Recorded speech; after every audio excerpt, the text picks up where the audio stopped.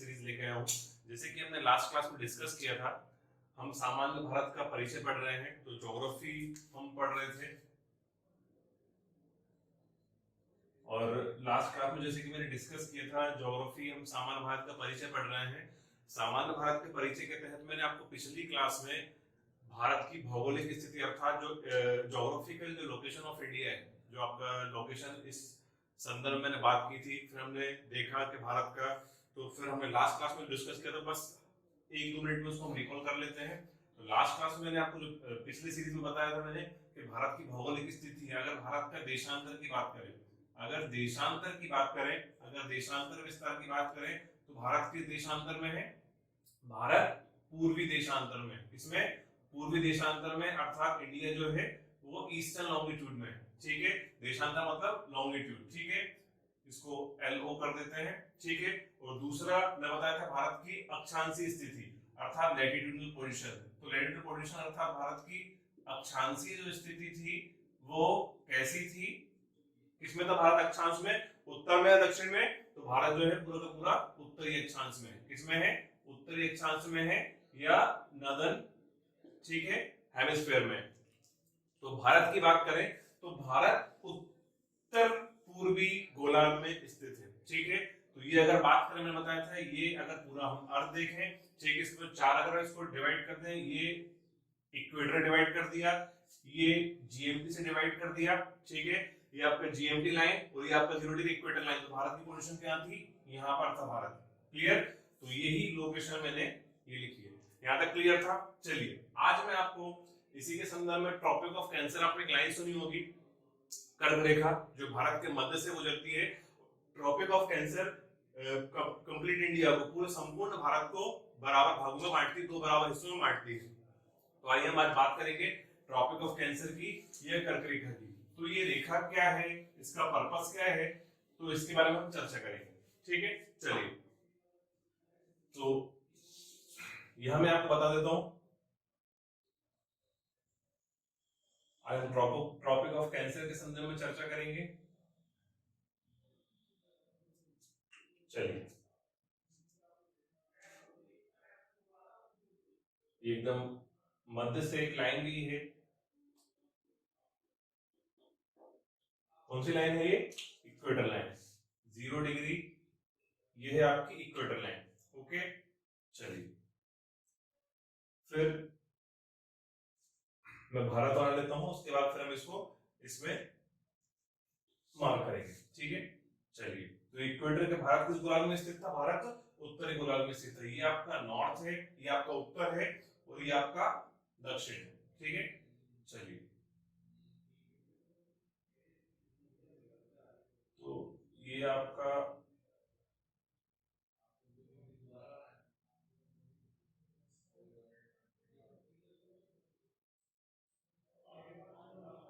ठीक है, इंडिया की बात करें तो इंडिया को 2 बराबर भागों में बांटती है, कौन सी, ट्रॉपिक ऑफ कैंसर। तो इसका एक अनुमान अगर आप देखें, ये ठीक है, तो नीचे से गई है ट्रॉपिक ऑफ कैप्रिकॉर्न के, हम तीनों की चर्चा करेंगे कि लाइन क्यों है। चलिए, तो ये 0 डिग्री इक्वेटर लाइन, हम बात कर रहे हैं लैटिट्यूड्स की अर्थात अक्षांशीय रेखाओं की बात कर रहे हैं। तो 0 डिग्री जो लाइन है, 0 डिग्री, 1 डिग्री, 2 डिग्री मैंने बताया था। ठीक है, चलिए, तो 0 डिग्री जो लाइन है, ठीक, इसको क्या बोला जाता है, इसको बोला जाता है इक्वेटर। क्या बोला जाता है इसको, इक्वेटर लाइन। ये इसी को बोलते हैं भूमध्य रेखा। क्या बोलते हैं इसे, भूमध्य रेखा, जो भूमि के मध्य से गई है, भूमध्य रेखा। ठीक है, ये आपकी भूमध्य रेखा। ठीक है, इसको विषुवत रेखा भी बोलते हैं। जो उत्तरी अक्षांश है, ठीक है, जो आपका 23.5 डिग्री, जो 23.5 डिग्री आपका उत्तरी अक्षांश, क्या बोलते हैं, ट्रॉपिक ऑफ कैंसर। क्या बोलते हैं, ट्रॉपिक ऑफ कैंसर, या इसी को बोलते हैं हिंदी में कर्क रेखा। क्या बोलते हैं, कर्क रेखा। और जो 23.5 डिग्री दक्षिणी, ठीक है, 23.5 डिग्री दक्षिणी है, इसे क्या बोला जाता है, ट्रॉपिक ऑफ कैप्रिकॉर्न। क्या कहा जाता है, ट्रॉपिक ऑफ कैप्रिकॉर्न, ये इसी को बोलते हैं हम मकर रेखा, इसी को बोलते हैं हम मकर रेखा। चलिए, स्टूडेंट्स आप ये बताएं, जैसे कि हमने चर्चा करी, ये ट्रॉपिक ऑफ कैंसर है, ट्रॉपिक ऑफ कैप्रिकॉर्न है, तो ये एक्चुअल में लाइन कहाँ है, क्यों है?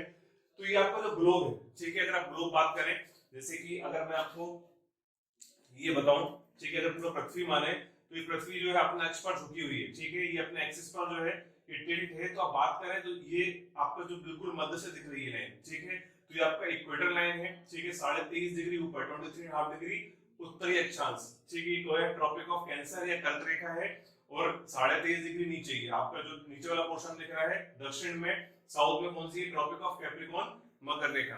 तो ये रेखाएं क्या दर्शाती है? सबसे पहली बात तो ये इमेजिनरी लाइंस है। इमेजिनरी लाइंस मतलब ये काल्पनिक रेखाएं हैं, ये वास्तविक रेखाएं नहीं है, ये रियल लाइंस नहीं है, ये सिर्फ पृथ्वी का अध्ययन करने के लिए या इसका स्टडी करने के लिए एक इमेजिनरी लाइंस बनाई गई है, ठीक है। तो इसमें हमने देखा, अगर आप भारत की पोजीशन देखें, भारत जो उत्तरी गोलार्ध में, ये भारत की एग्जैक्ट लोकेशन है, थोड़ा बहुत आप इसको, ये लगभग लोकेशन है भारत की पृथ्वी पे।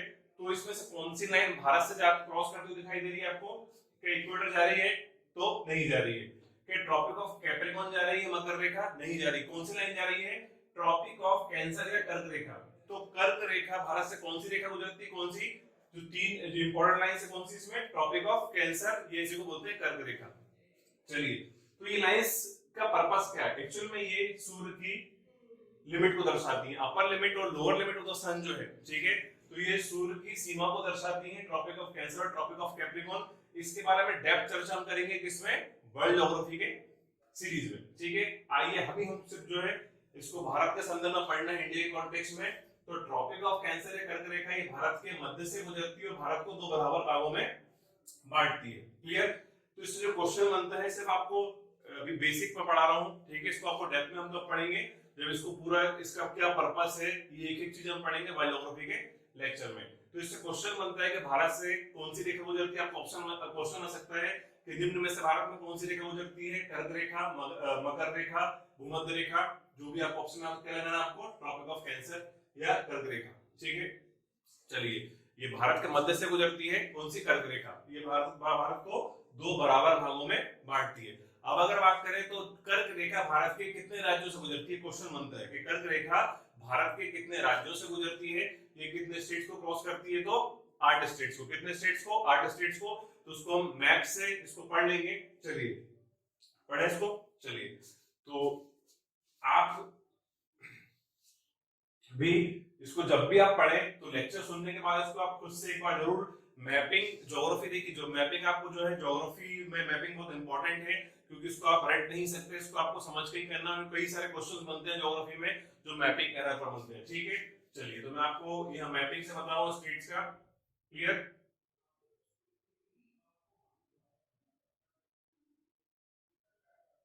यप,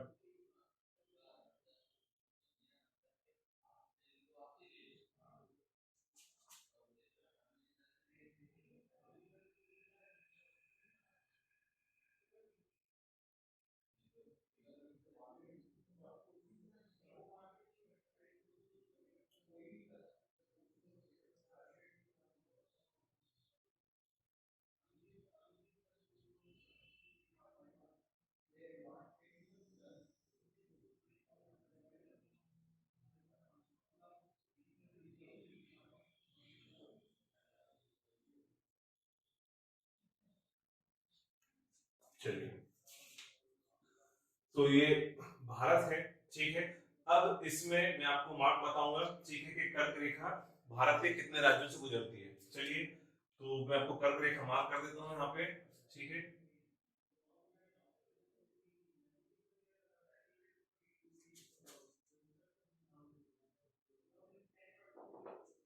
ये कर्क रेखा, ठीक है, कौन सी रेखा है ये? कर्क रेखा, ये इसी को बोलते हैं ट्रॉपिक ऑफ कैंसर। क्या बोलते हैं इसको? ट्रॉपिक ऑफ कैंसर, या ये कर्क रेखा है। तो ये भारत के कितने राज्यों से गुजरती है? मैंने आपको बताया था 8 राज्यों से, ठीक है। तो मैं आपको बताऊंगा वो कौन से 8 राज्य हैं, प्लस हमको इसे सीक्वेंस में याद रखना है, ठीक है। सिंपल सा क्वेश्चन है कि कर्क रेखा भारत के कितने राज्यों से गुजरती है? तो कर्क रेखा भारत के 8 राज्यों से गुजरती है, ठीक है। चलिए, तो इसमें मैं आपको, आप मेरे साथ इसको आप जब भी पढ़ रहे हैं तो कॉपी लेके बैठा करना ज्योग्राफी की, ठीक है। तो ये पहला स्टेट कौन सा है, ये यहां से गुजरेगी, ये गुजरात, ठीक है। पहले गुजरात से गुजरेगी, उसके बाद सेकंड पे तो गुजरात, राजस्थान सेकंड स्टेट है, तीसरा मध्य प्रदेश, ठीक है। उसके बाद आपका छत्तीसगढ़ आएगा, इसको सीजे लिख रहा हूं, आप इसको पूरा लिखें, ठीक है। छत्तीसगढ़ आएगा, छत्तीसगढ़ के बाद इसमें बात करें तो झारखंड आएगा इसमें, ठीक है। झारखंड में पूरा लिख देता हूं, झारखंड आएगा, पश्चिम बंगाल या वेस्ट बंगाल आएगा, ठीक है। ये आपका त्रिपुरा है, त्रिपुरा आएगा, और ये आपका मिजोरम। तो मैंने आपको काउंटिंग बताई थी कि कर्क रेखा भारत के कितने राज्यों से गुजरती है, तो 8 राज्यों से गुजरती है। तो कर्क रेखा गुजरात से गुजर रही है, उसके बाद राजस्थान से, तीसरा मध्य प्रदेश से, चौथा छत्तीसगढ़ से, पांचवा झारखंड से, छठवां पश्चिम बंगाल से, सातवीं त्रिपुरा और आठवां राज्य कौन सा है, मिजोरम, ठीक है। तो कर्क रेखा भारत कितने राज्यों से गुजरती है, 8 राज्यों से गुजरती है। इसका सीक्वेंस हो गया। अच्छा, इसमें क्वेश्चन बनता है कर्क रेखा से कि भारत में अगर राजधानी की बात करें तो कर्क रेखा पर सबसे एग्जैक्ट कौन सी राजधानी इस पर बसी हुई है। तो बात करें क्वेश्चन, तो इसमें जो है झारखंड की जो राजधानी रांची है, झारखंड की राजधानी क्या है, रांची। तो झारखंड की राजधानी जो रांची है, ये कर्क रेखा पर सिचुएटेड कैपिटल है, ठीक है। तो अगर एक क्वेश्चन आता है कि कौन सी भारत की, एक तो ये सिंपल क्वेश्चन बन जाता है, अगर थोड़ा डेप्थ में पूछे एग्जामिनर कि किस राज्य की राजधानी कर्क रेखा पर बसी हुई है, तो झारखंड राज्य की राजधानी कौन सी है, रांची। अगर क्लोज की बात करें कैपिटल्स की, तो जो कर्क रेखा पर है, एक आपका मिजोरम के आइजोल, त्रिपुरा के अगरतला 2, झारखंड की रांची 3, मध्य प्रदेश का भोपाल 4 और गुजरात का गांधीनगर 5। ये इन 8 में इन 5 राज्यों की राजधानियां कर्क रेखा के समीप है, जिसमें सबसे समीप कौन सी है, झारखंड की रांची। अगर आप बात करें कर्क रेखा की, तो ये मध्य प्रदेश के भी 14 जिलों से गुजरती है। इसमें जो भोपाल संभाग है, भोपाल संभाग के ये 5 जिलों से गुजरती है, ठीक है। चलिए, तो ये आपका क्वेश्चन क्लियर हुआ कि कर्क रेखा में सिंपल सा क्वेश्चन आएगा आपका, कर्क रेखा कितने राज्यों से गुजरती है, तो कर्क रेखा भारत के 8 राज्यों से गुजरती है। 8 राज्यों के नाम है, कौन सी राजधानी इसमें। अच्छा, एक क्वेश्चन इसमें एक और आता है कि सिटी, कर्क रेखा बिल्कुल एग्जैक्ट कर्क रेखा पर कौन सी सिटी, ये कौन सा शहर बसा हुआ है, ठीक, कर्क रेखा पर कौन सा शहर बसा हुआ है। तो इसका आपको आंसर मिलेगा, इसका आंसर है त्रिपुरा का एक शहर है, इसका नाम है उदयपुर। क्या नाम है इसका, उदयपुर। उदयपुर एक आपका राजस्थान में भी, उससे आप कंफ्यूज ना हो, तो उदयपुर एक सिटी है जो कि त्रिपुरा में है। ये एग्जैक्ट कर्क रेखा से, ये कर्क रेखा एग्जैक्ट इसके बीच से गुजरती है, ठीक है।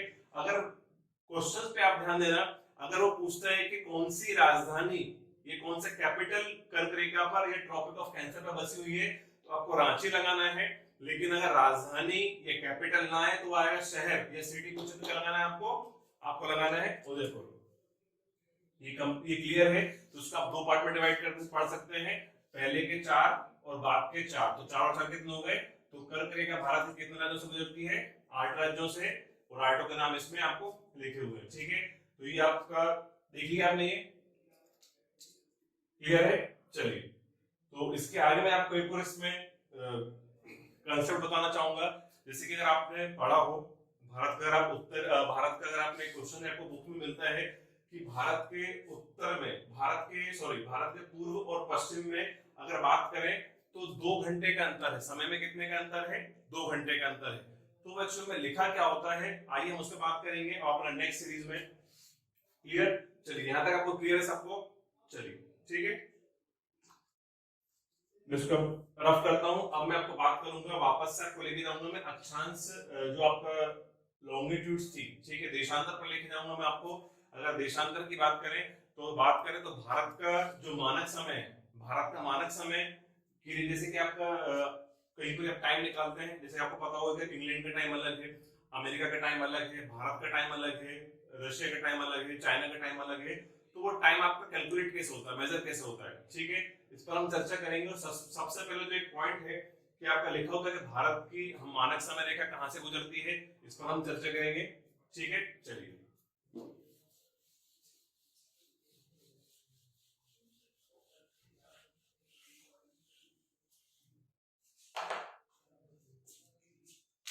तो ये ट्रॉपिक ऑफ कैंसर हो गई, इक्वेटर हो गई, ट्रॉपिक ऑफ कैप्रिकॉर्न, ठीक है। तो भारत से कौन सी रेखा गुजरती है? कर्क रेखा। चलिए अब इंडिया की लॉन्गिट्यूडनल पोजीशन में बात कर लें, ठीक है। मैंने आपको लास्ट क्लास में बताया था कि भारत की लॉन्गिट्यूडनल पोजीशन या देशांतर स्थिति क्या है, ये वाली है, ठीक है। ये कितनी थी आपकी?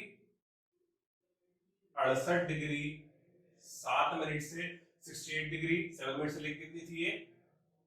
97 डिग्री 25 मिनट, इतनी थी हमारी लॉन्गिट्यूडनल पोजीशन।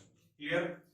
अगर भारत की मानक समय रेखा की बात करें तो भारत की जो मानक समय रेखा है ये गुजरती है यहां से। कहां से गुजरती है? यहां से, जो कि है 82.5 डिग्री। कितनी है? 82.5 डिग्री। ईस्ट होगी कि वेस्ट होगी कि नॉर्थ होगी या साउथ होगी? तो ये होगी ईस्ट। क्यों? क्योंकि भारत के देशांतर में स्थित है, भारत पूर्वी देशांतर में स्थित है, भारत ईस्टर्न लॉन्गिट्यूड में बसा हुआ है। तो 82 ये सब में ईस्ट आएगा। मैंने आपको बताया था लास्ट क्लास में कि इसमें ईस्ट या वेस्ट या नॉर्थ या साउथ क्यों आएगा। मैंने आपको पूरा उसको प्लॉट करके बताया था। इसको रटना नहीं है, इसको आपको समझना है कि इसमें ईस्ट क्यों आया, क्योंकि पूरा का पूरा भारत किसमें है। अगर आप बात करें जीएमटी की, अगर हम बात करें जीएमटी के कॉन्टेक्स्ट में, तो बिल्कुल ये सेंटर से जो 0 डिग्री लॉन्गिट्यूडनल लाइन गई है, ठीक है, इसको अगर मैं बोलूं क्या, 0 डिग्री कौन सी है? जीएमटी, ग्रीनविच मेरिडियन टाइमलाइन जो है आपका, ग्रीनविच मीन रेखा जो आप इसको आपने सुना होगा, लंदन, यूके के लंदन से गुजरती है, ठीक है, वहां की ऑब्जर्वेटरी से गुजरती है और यहीं से पूरे विश्व का समय या टाइम कैलकुलेट किया जाता है, ठीक है। तो भारत जो है, भारत की जो मानक समय रेखा है, जो इसको बोलते हैं आईएसटी, क्या बोलते हैं? इसको बोला जाता है आईएसटी, इंडियन स्टैंडर्ड टाइम, ठीक है। भारतीय मानक समय रेखा, ये इंडियन स्टैंडर्ड टाइम आईएसटी, जो कितनी है? 82.5 डिग्री, ठीक है। तो यहां से इंडिया का टाइम कैलकुलेट किया जाता है। चलिए तो मैं पहले आपको इसके बारे में कुछ चर्चा करते हैं। चलिए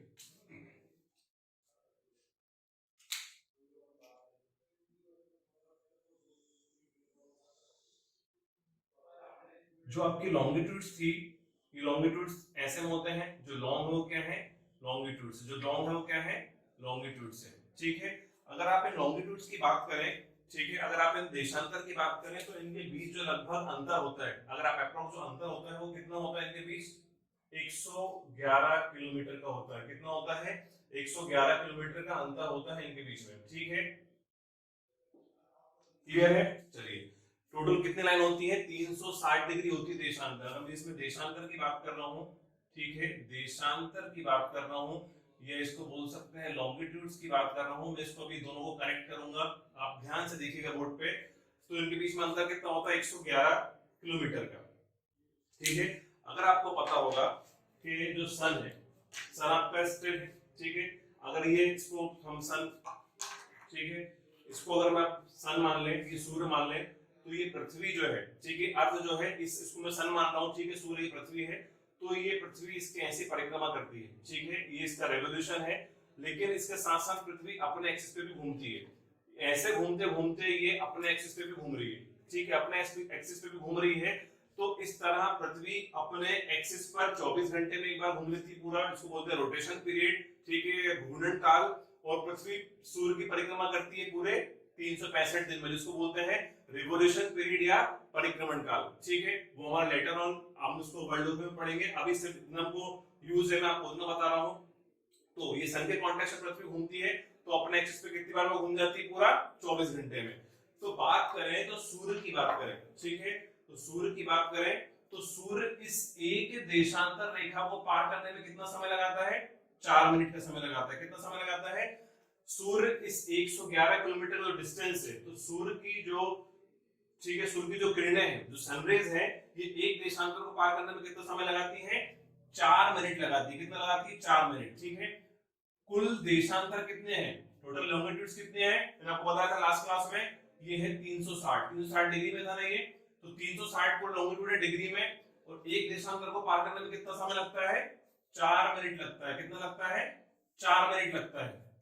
तो टोटल 360 देशांतर जो है लॉन्गिट्यूड्स को पार करने में कितना समय लगेगा? तो इसको आप इनटू करिए, बिल्कुल सिंपल, ठीक है, 6 4 जा 24, ये 2 आ गया यहाँ पे, 1440, ये मिनट था ना, तो ये किस में आ जाएगा? मिनट में आ जाएगा, ठीक है। आपका जो मिनट्स होता ना, आवर, मिनट और सेकंड, तो 1440 मिनट में पृथ्वी इसको पार कर लेती है। इसको अगर हम डिवाइड, इसको हम कन्वर्ट करें किसमें, घंटे में या आवर में कन्वर्ट करें, तो इसको कर आपका 1 घंटे में कितने मिनट होते हैं, 60 मिनट होते हैं। तो 1440 मिनट में कितने घंटे होंगे, क्या करेंगे, डिवाइड करेंगे, इसको मल्टीप्लाई करेंगे, क्या करेंगे, डिवाइड करेंगे।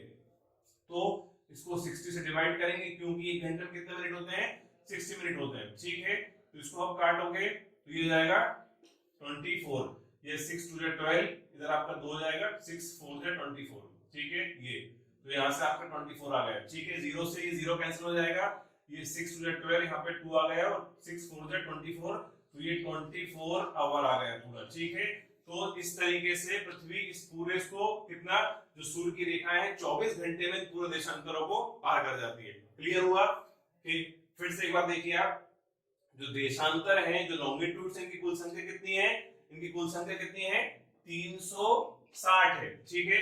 सूर्य इस एक देशांतर को पार करने में कितना समय लगाता है, 4 मिनट लगाता है। कितना लगाता है, 4 मिनट लगाता है।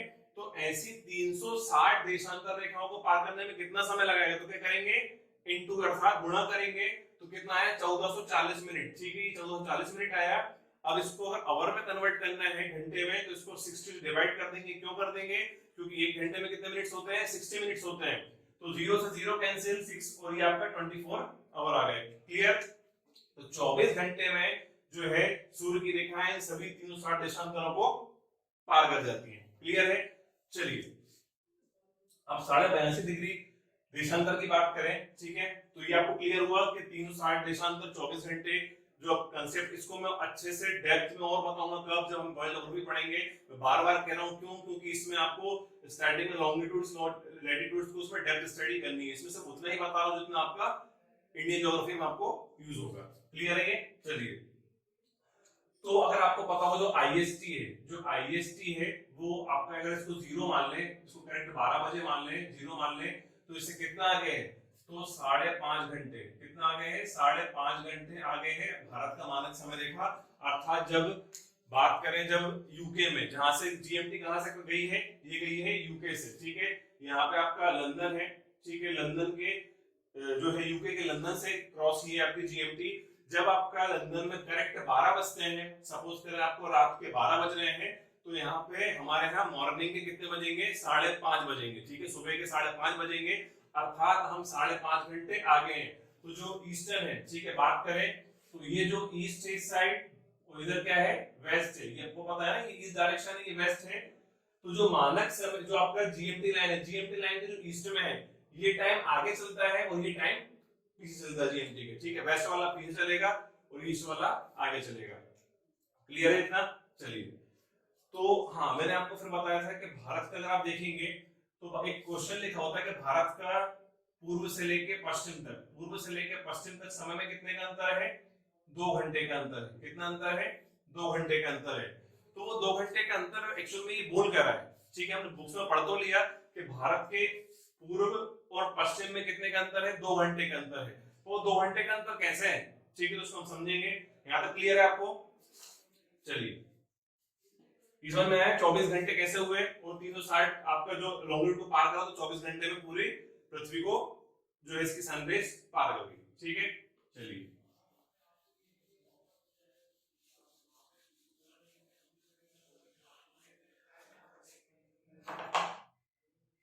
हाँ, दूसरा आपको अगर ये, इसको किसी को कंफ्यूजन हो कि 5.5 घंटे ही क्यों आगे हैं, तो ये 5.5 घंटे जो है वो इसके कॉन्टेक्स्ट में, इसी कॉन्टेक्स्ट में 82, क्योंकि भारत का आईएसटी टाइम कितना है, 82.5 है, ठीक है, डिग्री है। तो 1 डिग्री को पार करने में कितना समय लगता है, 4 मिनट, ठीक है। तो 5.5 डिग्री को पार करने में कितना समय लगेगा, इसको इंटू करते हैं हम, ठीक है। 33 हो गया ये, 3300, एक के बाद पॉइंट लगा, यहाँ पॉइंट लग जाएगा, ठीक है। आप लोग मैथ्स के स्टूडेंट, आप लोग ज्यादा बेटर इसको कैलकुलेट कर पाएंगे, इजीली कर पाएंगे। शायद मैं इतना टाइम ले लूं, तो आप शायद इतना टाइम भी ना लें, ठीक है। अभी 330 मिनट हो गए, इसको डिवाइड करते हैं किससे, घंटे से डिवाइड करते हैं, 0 से 0, कितना हो जाएगा ये, 5.5 घंटे हो जाएगा ये। क्लियर है ये? चलिए, तो ये 5.5 घंटे ये यहां से आया है, ठीक है। तो 1 डिग्री को पार करने में लगा समय कितना, 4 मिनट। तो 5.5 डिग्री को पार करने में कितना समय लगेगा, ये 330 मिनट लगेगा, ठीक है। और इसको आप डिवाइड करेंगे तो ये 5.5 घंटे निकल के आ जाएगा। तो अब मेरा जो टॉप आपका जो क्वेश्चन था, मैंने बताया कि भारत जो है, भारत में पूर्व और पश्चिम में, भारत में पूर्व और पश्चिम की बात करें, ये आपका ईस्ट है, ये आपका वेस्ट है, ठीक है। ईस्ट में सबसे ईस्टर्न स्टेट कौन सा है, यहाँ पर अरुणाचल है। कौन सा स्टेट है, इसको आप थोड़ा मैं बता देता हूँ आपको बड़े मैप में, ठीक है, शायद होना दिख रहा हो, ठीक है, ग्राफ का डायग्राम बना के।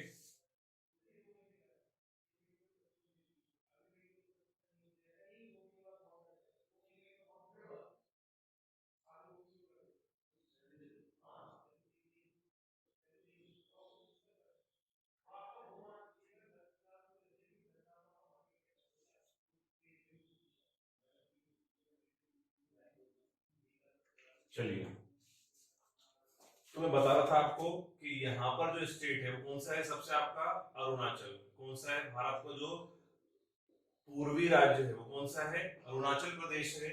और भारत का जो पश्चिमी राज्य है वो कौन सा है, गुजरात है। कौन सा है, गुजरात, ठीक है।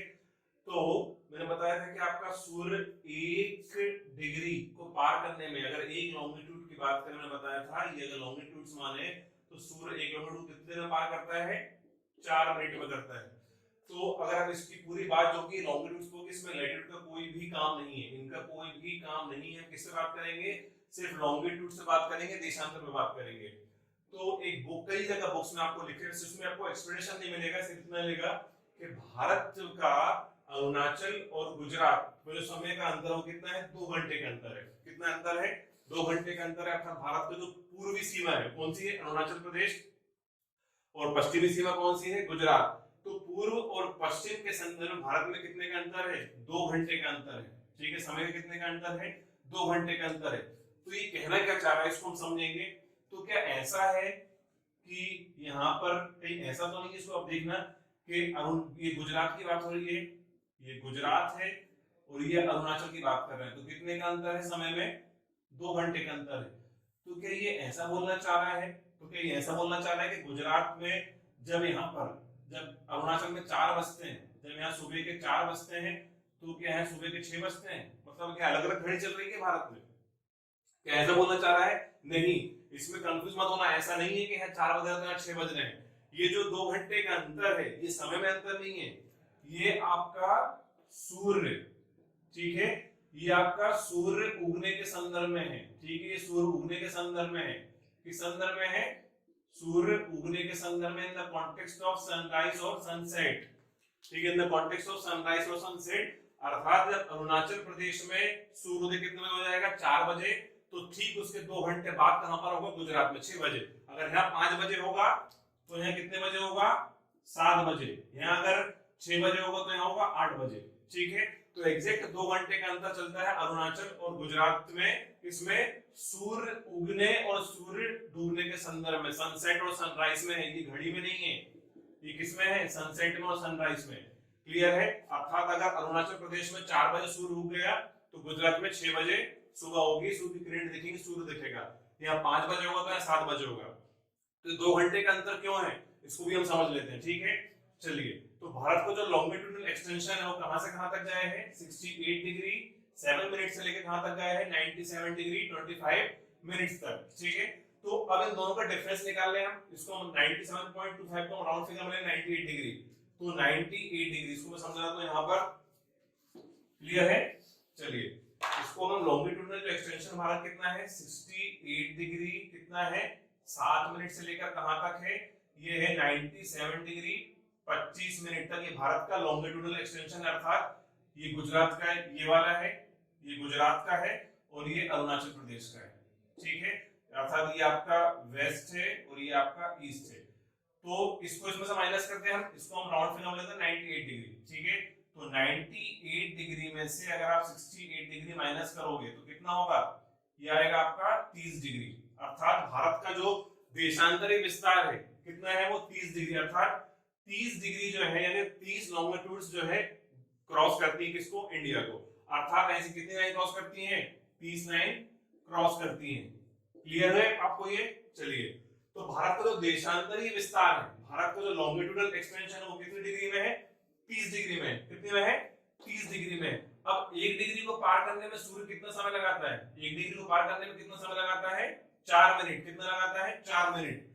जब 1 डिग्री को पार करने में 4 मिनट लगाता है तो 30 डिग्री को पार करने में कितना समय लगाएगा, तो क्या करेंगे, इंटू करेंगे। तो इंटू 4 मिनट होगा तो कितना आएगा, ये 4 तिया 12, 120 मिनट। अब 120 मिनट को घंटे में कन्वर्ट करना है तो सिंपल है, 60 से डिवाइड कर देंगे, 0 से 0 कैंसिल, और 6 2 जा 12, तो कितना हुआ है, 2 घंटे। कितना हुआ है, 2 घंटे। तो मैंने आपको बताया था कि भारत ये आपका जो 2 घंटे आए हैं वो यही वाला है। ठीक है, यहाँ 4 बजे शुरू होगा तो यहाँ पर 6 बजे होगा। क्लियर है? एक बार फिर से देख लीजिए आप इसको कि भारत का जो लॉन्गिट्यूडनल एक्सटेंशन है वो कितना है, 68 डिग्री 7 मिनट से लेके 97 डिग्री 25 मिनट तक। इसको राउंड फिगर 98 डिग्री ले लिए, इसको माइनस क्या हो तो कितना एक्सटेंशन, 30 डिग्री। तो भारत का जो है एक्सटेंशन कितना है, 30 ऐसी रेखाएं नहीं है देशांतर रेखा, 30 डिग्री है। और 30 डिग्री, ठीक है, ये लॉन्गिट्यूड से। अब 1 डिग्री को पार करने में सूर्य कितना समय लगाता है, 4 मिनट। 1 डिग्री को पार करने में लगाता है 4 मिनट। तो 30 रेखाओं को, ये 30 देशांतर रेखाओं को, ये 30 लॉन्गिट्यूडनल लाइंस को पार करने में कितना समय लगाएगा, तो क्या करेंगे, इंटू करेंगे। तो 4 मिनट का इंटू करो तो 120 मिनट आया। अब इसको करना है, कन्वर्ट करना है किसमें, आवर में, तो 6 से डिवाइड कर देंगे तो 2 घंटे आया। वो 2 घंटे यही वाला है। क्लियर है आपको ये? तो यहाँ पर जो 2 कॉन्टेक्स्ट में आपको 2 कंसेप्ट थे, आपका कर्क रेखा और दूसरा आपका आईएसटी। ठीक है, ये मैंने आपको बता दिया यहाँ पर आईएसटी के बारे में और कर्क रेखा के बारे में। क्लियर है आपको? चलिए, अच्छा, इससे एक क्वेश्चन बनता है कि आईएसटी जो लाइन है 82.5 डिग्री में बताई थी आपको, कितनी है, 82.5 डिग्री। जो आपकी 82.5 डिग्री जो आईएसटी लाइन है ये कितने स्टेट्स को क्रॉस करती है, क्वेश्चन बनता है। तो आपको इसमें बता देता हूँ, जो आईएसटी लाइन है, ठीक है, जो आईएसटी लाइन है ये भारत के कितने राज्यों को क्रॉस करती है, ये भारत के कितने राज्यों को क्रॉस करती है, क्वेश्चन बनता है। ठीक है, तो इसको आप समझ लीजिए। इसी में छोटा सा है बस कि जो आईएसटी, जैसे कि आपका कर्क रेखा जो गई थी ये वाली, ट्रॉपिक ऑफ कैंसर, ये भारत को 2 भागों में बांटती है। ठीक है, ये कर्क रेखा। ठीक है, अच्छा, भारत के मानक समय रेखा की बात करें, ठीक है, तो यहाँ तक हो गया था। जो आईएसटी लाइन है भारत की मानक समय रेखा है, जो मानक समय रेखा की बात कर रहे हैं 82.5 डिग्री ईस्ट, ये कहां से गई है और ये कितने स्टेट क्रॉस करती है, इसमें हम बात कर लेते हैं। अर्थात भारत का समय कहां से निकाला जाता है, इस रेखा से। ठीक है, ये आपको सबको पता है। तो भारत की जो मानक समय रेखा की बात करें तो ये भारत की मानक समय रेखा एकदम यहां से क्रॉस हुई है। ठीक है, रेड कलर में बता दिया इसको। क्लियर? तो भारत की जो मानक समय रेखा है इसको बोलते हैं आईएसटी, इंडियन स्टैंडर्ड टाइम। ये कहां से गई है, ये गई है आपका प्रयागराज का नाम सुना है आपने, इलाहाबाद इसका नाम से कर दिया प्रयागराज। उसके पास में आपका नैनी है, क्या है, नैनी। तो इलाहाबाद के पास नैनी है, ठीक है, जो कि मिर्जापुर में आता है। ठीक है, तो प्रयागराज या इलाहाबाद के पास, ठीक है, प्रयागराज या इलाहाबाद के पास नैनी से ये निकली है 82.5 डिग्री। ठीक है, यहाँ पर शंकरगढ़ फोर्ट से निकली है। यहाँ से भारत का मानक समय रेखा जो है, ये भारत का टाइम कैलकुलेट किया जाता है। ये आईएसटी कितने स्टेट को क्रॉस करती है, ये क्रॉस करती है आईएसटी भारत के 5 स्टेट को। कितने स्टेट को, ये भारत के 5 राज्यों को पार करती है। कौन कौन से स्टेट है इसमें, तो सबसे पहले, क्योंकि आपका नैनी कहां पर है, किस स्टेट में, प्रयागराज यूपी में, तो एक तो आपका यूपी से क्रॉस करती है। ठीक है, सेकंड आपका एमपी से, तीसरा आपका छत्तीसगढ़ से, चौथा आपका उड़ीसा आ जाएगा, और लास्ट आएगा आपका आंध्र प्रदेश। कितना आएगा, आंध्र प्रदेश। ठीक है, तो आपका जो भारत की मानक समय रेखा है ये कहां से गुजरी है, सारी भारत की मानक समय रेखा कौन सी है, 82.5 डिग्री क्या आएगा, ईस्ट आएगी। ठीक है, ये 82.5 डिग्री क्या आएगी, ईस्ट आएगी। जो आईएसटी रेखा ये कितने राज्यों से गुजरती है, 5 राज्यों से गुजरी। कहां से, एग्जैक्ट कहां से टाइम कैलकुलेट किया जाता है, इलाहाबाद के नैनी या प्रयागराज के नैनी से। तो ये कितने स्टेट को क्रॉस करेगी, 5 राज्यों को, यूपी को, उत्तर प्रदेश, एमपी, मध्य प्रदेश, छत्तीसगढ़ और उड़ीसा और आंध्र प्रदेश। और ये मध्य प्रदेश का एक मध्य जिला कौन सा क्रॉस करती है, सिंगरौली को। क्लियर? तो ये आपका क्वेश्चन बनेगा कि आईएसटी किस राज्य से नहीं गुजरती। ठीक है, जो एग्जाम में क्वेश्चन पूछते हैं उसमें नहीं कई बार पूछते हैं वो, तो नहीं पे जब भी पूछेगा वो तो आपको देखना है किस राज्य से नहीं गुजरेगी। हो सकता है ऑप्शन में आपको झारखंड लिख दे या तेलंगाना लिख दे, तो आपको उसको ध्यान से पढ़ना है और आपका क्वेश्चन को सही टिक करना है। क्लियर? तो यहाँ आज हमने जो कंसेप्ट पढ़ा, आपने कर्क रेखा पढ़ा हमने आज, और दूसरा हमने आईएसटी लाइन पढ़ी। ठीक है, ये दोनों ही आपका समझने वाले कंसेप्ट थे। क्लियर है? तो आई होप आपको ये टॉपिक क्लियर हुआ होगा। आगे भी जो अपना नेक्स्ट लेक्चर होगा, अभी आपका सामान्य भाग का परिचय ही चलेगा, तो इसी पे हम आगे बात करेंगे। ठीक है, तो इसको आप इसी सीरीज में आप लेक्चर मिस ना करें। ठीक है, जिससे आपको प्रॉब्लम ना हो। ओके, चलिए तो हम मिलते हैं फिर नेक्स्ट लेक्चर में। Thank you.